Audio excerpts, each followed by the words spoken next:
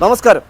Snake master പ്രോഗ്രാമിലേക്ക് ഏവർക്കും സ്വാഗതം. എന്നാൽ നമ്മൾ ഇപ്പോൾ എത്തി നിൽക്കുന്നത് നമ്മുടെ പ്രിയപ്പെട്ട നമ്മുടെ സഹോദരിമാർ ജോലി ചെയ്യുന്ന, അല്ലെങ്കിൽ നമ്മുടെ അമ്മയൊക്കെ അമ്മയുടെ പ്രായമുള്ള ആൾക്കാരൊക്കെ ജോലി ചെയ്യുന്ന സ്ഥലമാണ് നമ്മുടെ ആറ്റിങ്ങൽ മുനിസിപ്പാലിറ്റി. ഇപ്പോൾ ഒരു ചവറ് വെച്ചിരുന്ന സ്ഥലത്ത് സഹോദരി കുപ്പി എടുക്കുന്ന സമയത്ത് എന്തോ ഒരാൾ അകത്തേക്ക് മുറുക്കി അവർക്ക് എന്തെങ്കിലും പാമ്പുകളെ കുറിച്ച് നന്നായിട്ട് അറിയാം. കാരണം ഇവിടെ ഒരുപാട് അതിഥികളെ നമ്മൾ പിടിച്ചിട്ടുള്ള സ്ഥലമാണ്. ഇതിൻ്റെ 4 ചുറ്റും കാടുകയറി കിടക്കുന്ന, അപ്പോൾ ഇതിന് ഈ കാമ്പൗണ്ടിൻ്റെ അടുത്ത പറമ്പുകളെല്ലാം കാടുകയറി കിടക്കുന്നത്. അപ്പോൾ ഇവിടെയൊക്കെ വരാം, സ്വാഭാവികമാണ്, ഇതൊരു അത്ഭുതമൊന്നുമല്ല.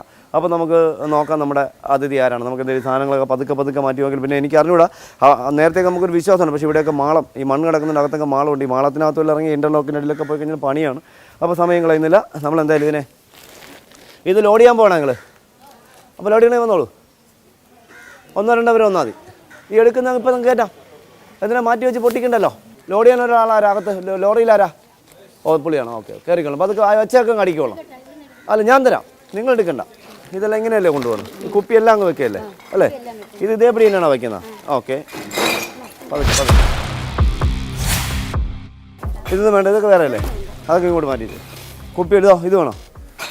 അത് കുപ്പിയല്ല, ഇതോ അതല്ല.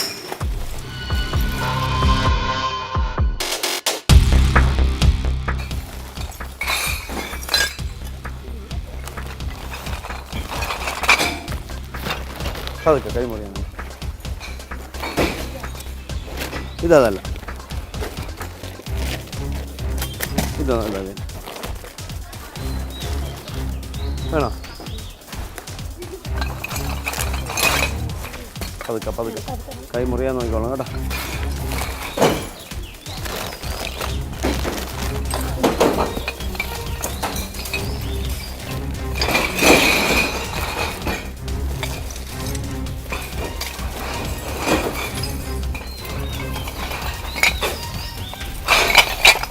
പതുക്കെ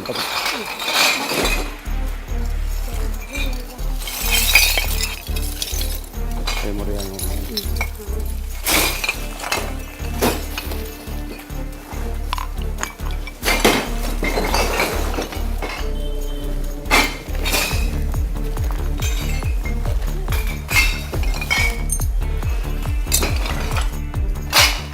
സത്യം പറഞ്ഞാൽ നമ്മളെ വീട്ടിലൊക്കെ ഇവർ സാധനം എടുക്കാൻ വരുമ്പോൾ നമ്മൾ പലരും ഇവരുടെ കഷ്ടപ്പാടുകൾ മനസ്സിലാക്കണം.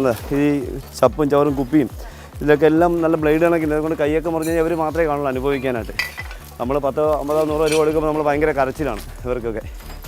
അതാണ് നമ്മുടെ അവസ്ഥ. അപ്പോൾ ഇത് കുപ്പിയാണ്. ഇവർ ഇതിനകത്ത് ഉറപ്പായിട്ട് കണ്ടു എന്ന് പറയുന്നു. ആ ചേട്ടന്മാർ 2 പേര് താഴെ നിന്ന് അവരും കണ്ടു എന്ന് പറയുന്നുണ്ട്.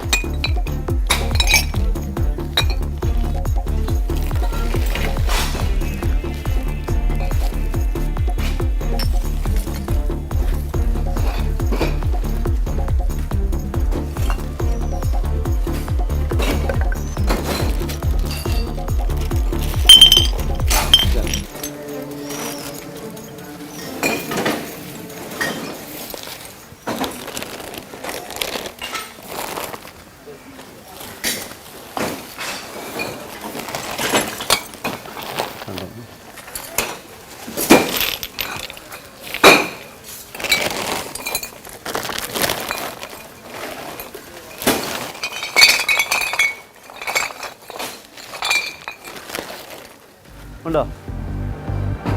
കണ്ടോ?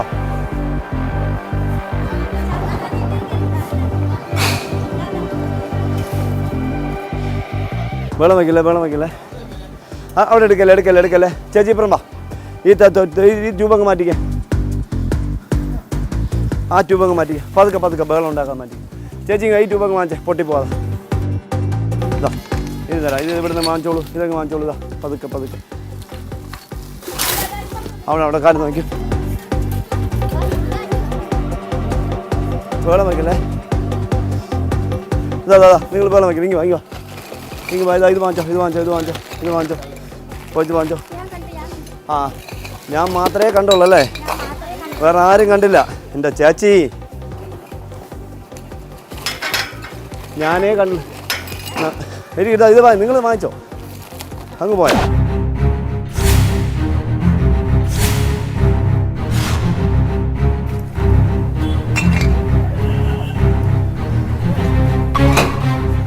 ഇനി വന്നേ.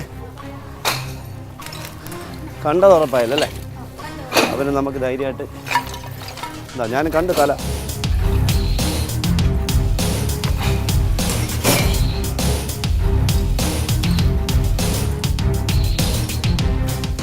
അപ്പുറത്ത് നിന്ന് സഹോദരന്മാർ ഇതാ പോണപ്പോൾ ഞാൻ ഇവിടെ വന്നപ്പോൾ ഇവിടെ തല കണ്ടു. തിരിച്ചതിന് വീണ്ടും അകത്തോട്ട് കയറി. അകത്തോട്ട് കയറിയപ്പോൾ ആ ചേച്ചി അകത്തോട്ട് ഇരുന്നപ്പോൾ തിരിച്ചത് വീണ്ടും പിന്നെ അകത്തോട്ട് കയറിയിട്ടുണ്ട്. പക്ഷേ മൂർഖൻ തന്നെ കണ്ടു. എന്തായാലും നമുക്ക് പോയിട്ടില്ല എന്ന് ഉറപ്പായി. ഇനി ഇതിനകത്ത് മാളം ഉണ്ടോയെന്നറിയില്ല. ഇത് പ്ലാസ്റ്റിക് ആണോ? അല്ല കണ്ണാടിയാണോ? ശരി. ഓക്കെ വന്നോ? വല്ല ആവശ്യമുണ്ട് തല അവിടെയാണല്ലേ? വല്ല ആവശ്യമുണ്ടോ തല അവിടെ ഇടണ്ട? ഇത് കുപ്പിച്ചില്ലാണോ? ഇത് കുപ്പിയാണോ?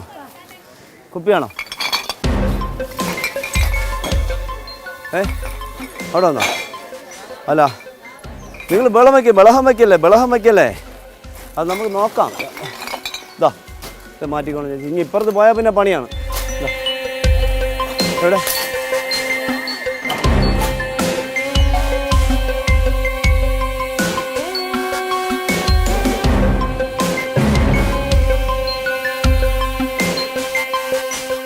നമുക്കിത് വിശാലമായിട്ട് കാണണമെങ്കിൽ നമുക്കിത് എടുത്ത് അതാ ചേച്ചി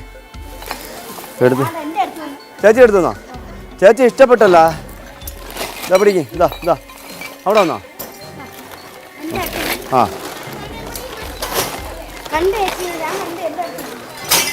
ചേച്ചി കൊണ്ട് ഇട്ടതായിട്ട് തന്നെ. കുപ്പിച്ചില് കാലിക്കൊള്ളാന്നോ? ഇവിടെ ഉണ്ടോ? ആ അത് കുഴപ്പമില്ല. ലത പിടിക്കാനാ? കൊച്ചു കള്ളി ആള് കൊള്ളാല്ല. ലതയെടുത്ത് വൈരാഗ്യം ഉണ്ടല്ലേ? ഇപ്പാണ് മനസ്സിലായത്. ലതയ്ക്ക് കിട്ടട്ടെന്ന്. ഈ പെണ്ണും പിള്ളേക്കാരൻ ഒരു രക്ഷയില്ലല്ലോ. ഞാൻ അവിടെ പോയപ്പോൾ അവിടെ കാണാനില്ല. എൻ്റെ അടുത്ത് വന്നു. ഒരു ചേച്ചി ഒന്നും ലത കയറിപ്പിടി. നമുക്ക് വേറെ ചാക്കുണ്ടോ? ഇത്രയും കുപ്പി അങ്ങ് മാറ്റാമോ?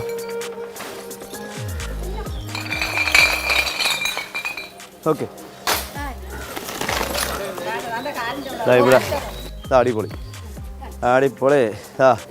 അത്ര വലുതൊന്നുമല്ല. കുറച്ച് നമ്മൾ ഇവിടെ നിന്ന് എടുക്കുന്ന വെച്ച് നോക്കുമ്പോൾ അത്ര വലുതൊന്നുമല്ല. പോണേ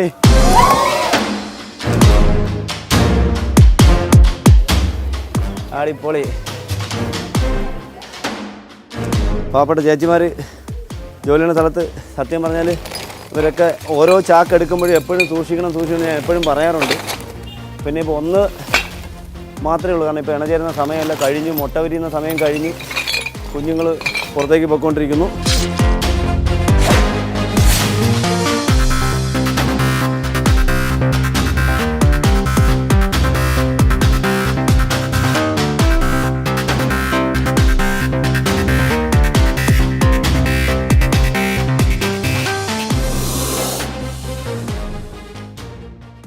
അപ്പോൾ ഇവിടെ നമുക്കറിയാം ഇവിടെ ഒരുപാട് സഹോദരിമാർ ജോലി ചെയ്യുന്ന സ്ഥാപനമാണ്.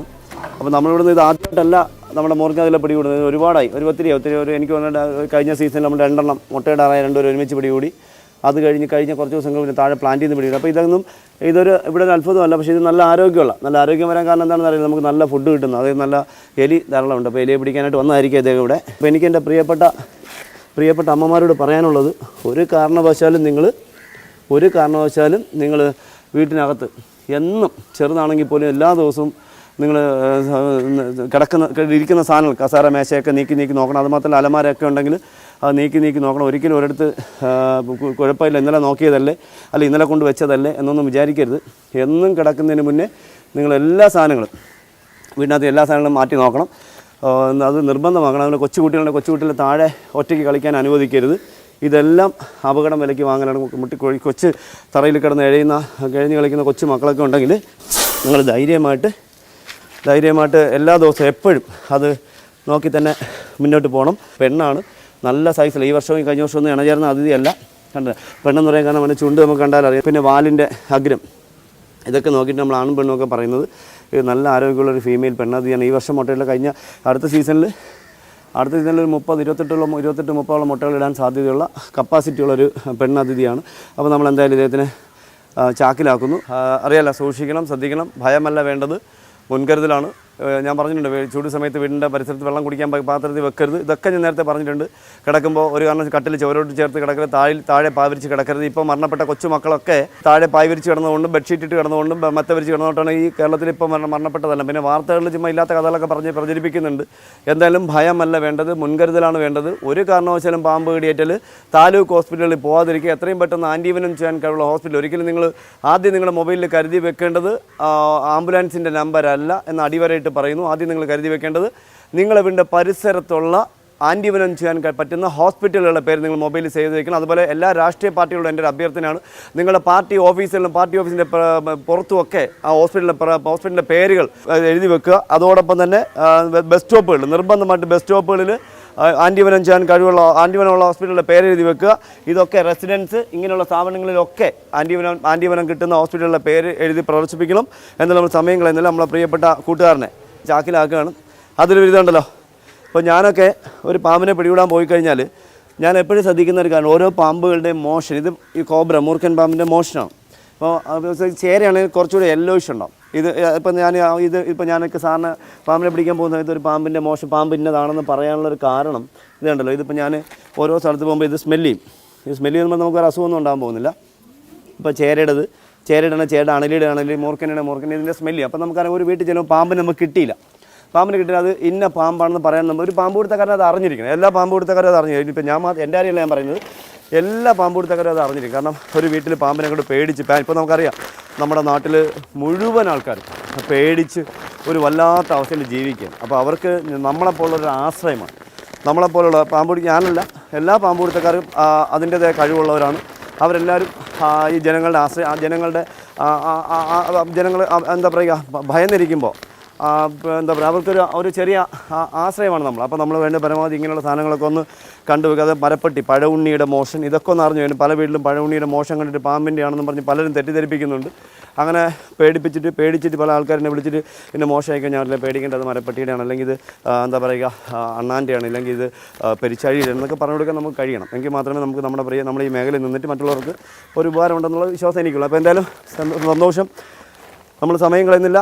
ഇനി ഒരുപാട് കോളുകൾ വെയിറ്റ് ചെയ്യുന്നത്. ചൂട് കൂടുമ്പോഴും മഴ കൂടുമ്പോഴേക്കും എനിക്ക് കോളിന് ക്ഷാമമൊന്നും ഉണ്ടായില്ല. ഡെയിലി 15-16 എനിക്ക് വയ്യായെങ്കിലും ഇഷ്ടംപോലെ കോളുണ്ട്. എത്താൻ പറ്റാത്തൊരു പാട് മാത്രമേ ഉള്ളൂ. അപ്പോൾ നമ്മളെന്തായാലും ഇന്ന് നമ്മുടെ ആറ്റിങ്ങിൽ നമ്മളെന്താ പറയുക, വേസ്റ്റ് സൂക്ഷിക്കുന്നൊന്നും പറയുന്നില്ല. നമ്മളെപ്പോലുള്ളവർ വലിച്ചെറിയുന്ന സാധനങ്ങളെ സേവ് ചെയ്ത് കൊണ്ടുപോകുന്ന നമ്മുടെ പ്രിയപ്പെട്ട സഹോദരിമാരൊക്കെ പണിയുന്ന സ്ഥലത്ത് ഇന്ന് പിടികൂടിയ പെൺമൂർഖ, ഏകദേശം 6 വയസ്സോളം പറയാനുള്ള പെൺമൂർഖ, അതിന് പേടിക്കേണ്ടല്ലോ. ഇവിടെ മുട്ടയിടുകയും ചെയ്തിട്ടില്ല. അങ്ങനെയൊന്നും ഭയം വേണ്ടതില്ല.